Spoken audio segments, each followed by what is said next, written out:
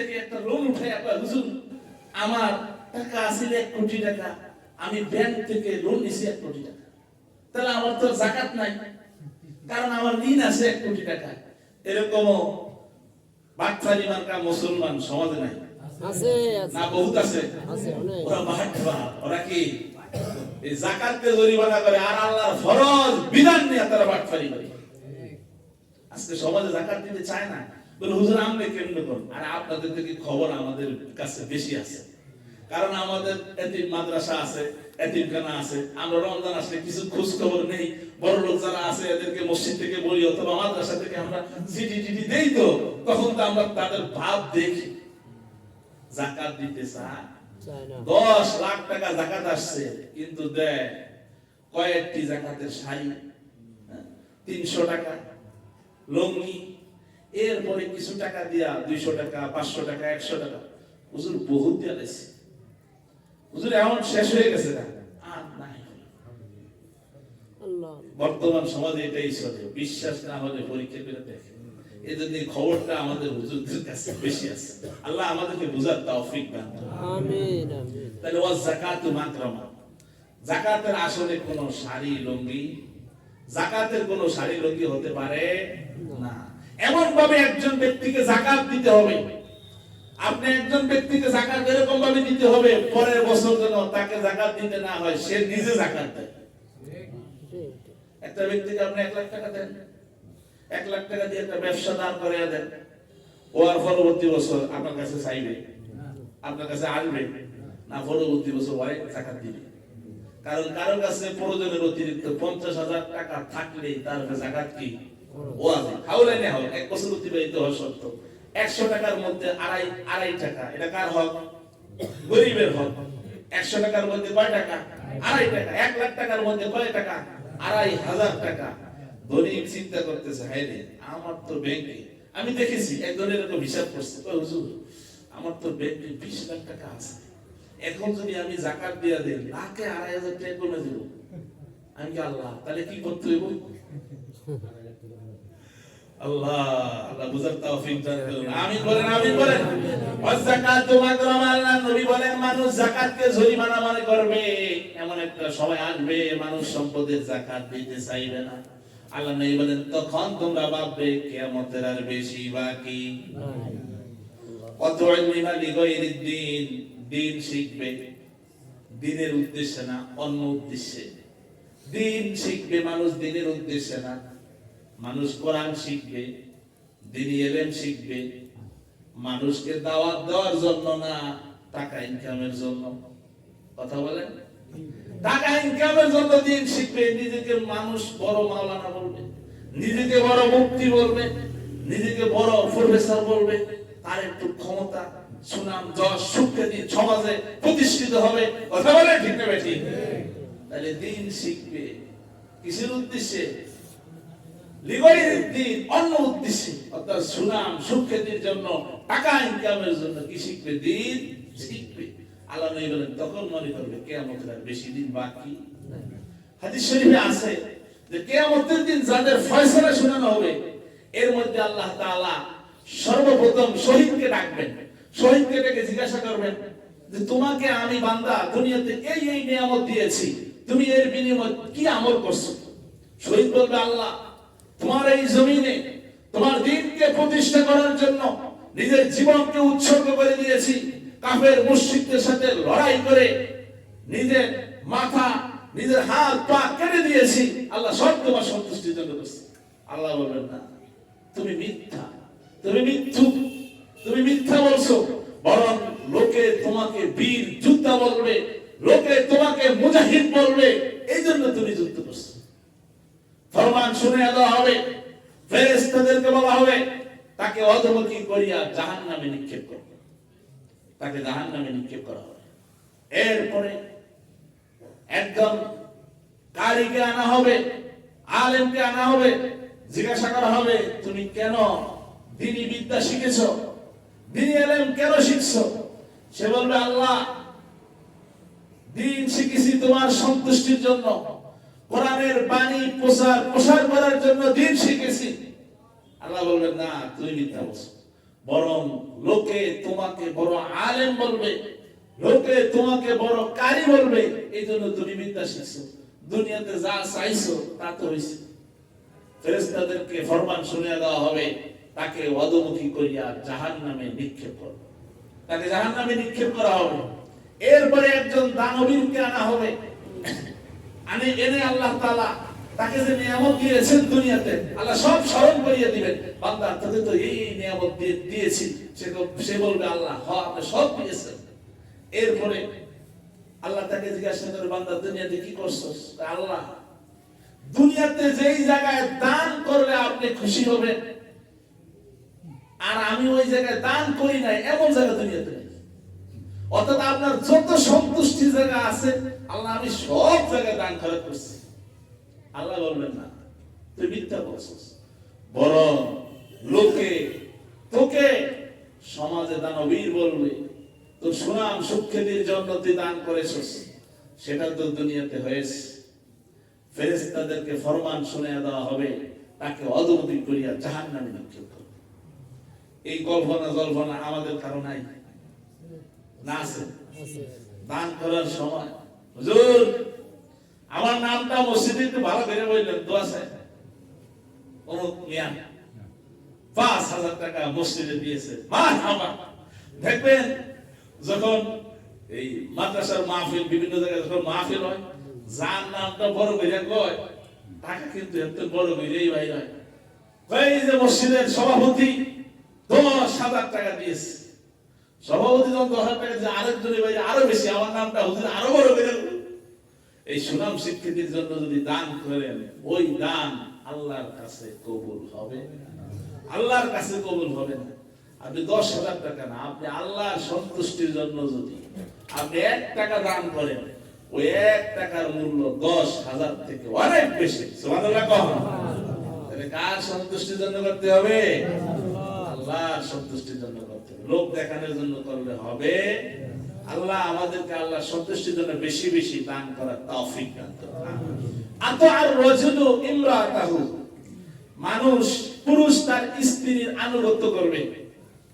স্ত্রীর কথায় কে চলবে? পুরুষ চলবে। স্ত্রী মার্কেট করে আনবে, কয় না তোমার জন্য মার্কেট করে আনছে, মার্কেটে যাবে, তবে এটা নাও, সামালগিরি এটা নাও, এটা নাও, এটা নাও, টাকা দাও, টাকা দিও। ও চাকরের মতো ওর সাথে থাকবে। এরকম ঘটনা মনে আপনারা বহুত দেখেন নাই? আমি বহুত দেখছি। আমি ঢাকার মধ্যে পড়াশোনা করছি তো, বহুত দেখছি।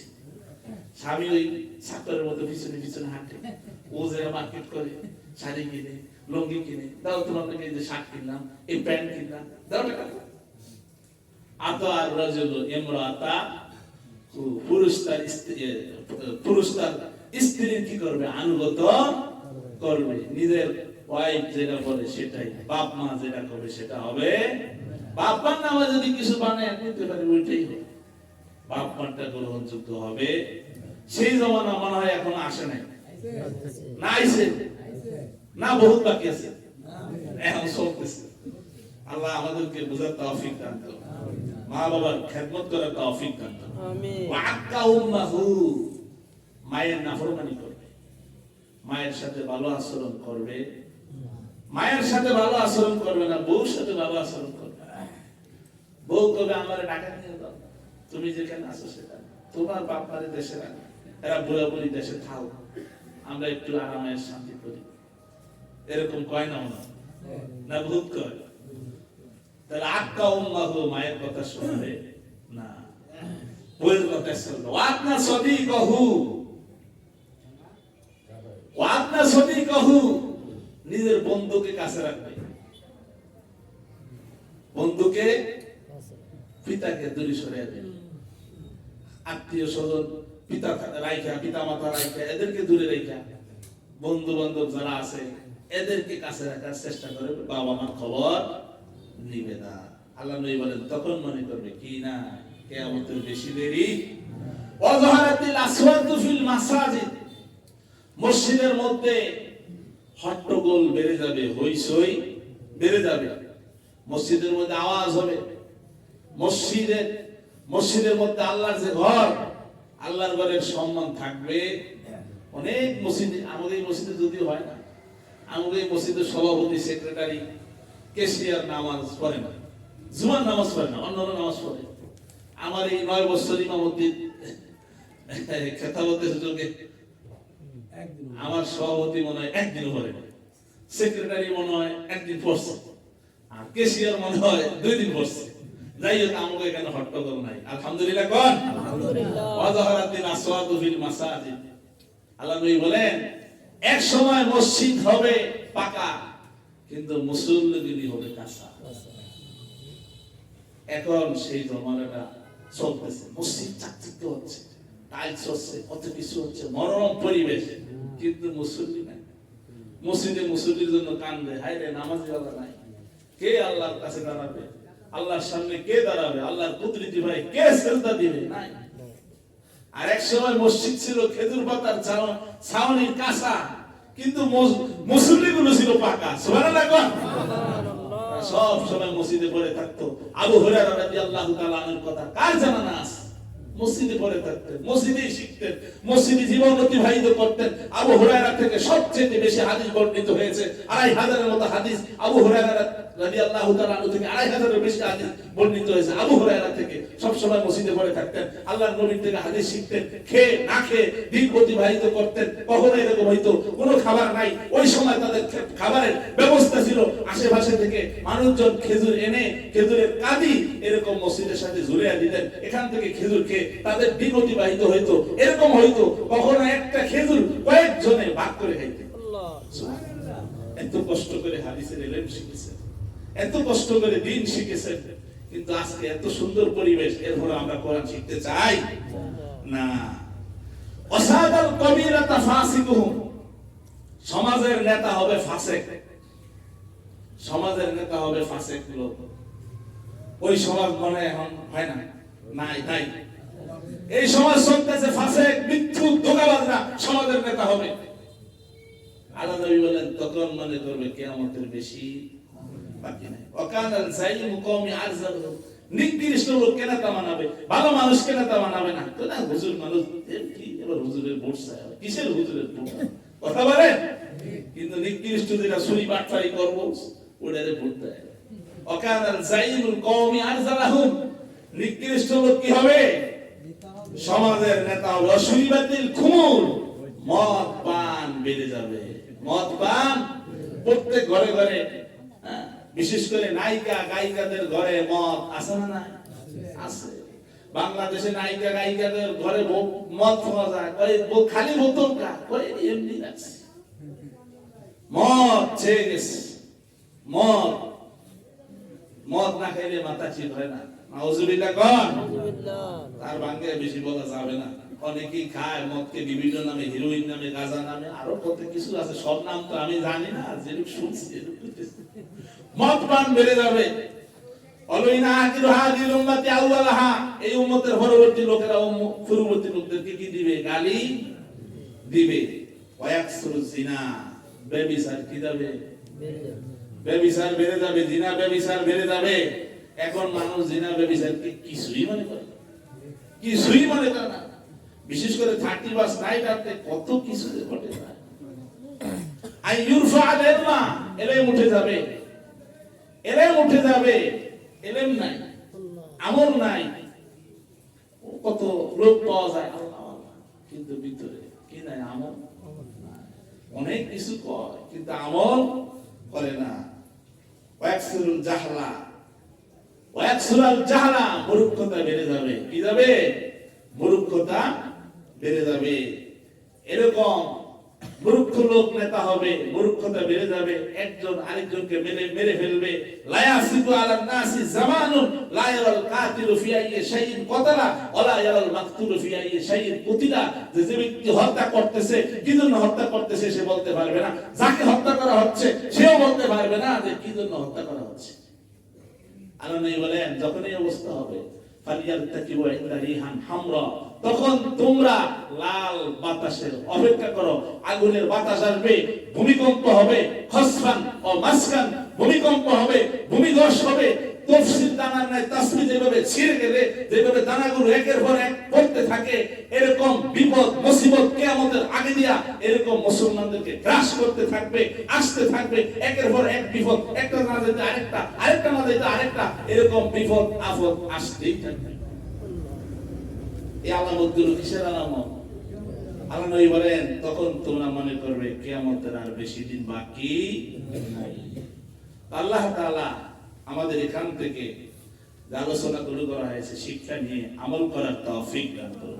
ওয়া আখিরু দাওয়ানা আলহামদুলিল্লাহি রাব্বিল আলামিন।